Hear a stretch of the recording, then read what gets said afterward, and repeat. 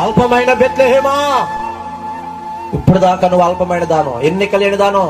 ఇదిగో ఈ బెత్లెహేములో ఒకడు వచ్చాడు, ఒకడు పుట్టాడు, పుడతాడు, అతని నల్లని యేసు. ఈ రోజు ప్రపంచంలో పవర్ఫుల్ కంట్రీ ఏంటంటే ఇజ్రాయెల్ దేశం. ప్రపంచం అంతా అటాక్ చేసిన ఒక రాయి కూడా కదపలేరు. 90 లక్షల జనాభా, అవునా కదా? నేను సూపర్ అణుబాంబులు ఉన్నాయి అది అన్నాడు.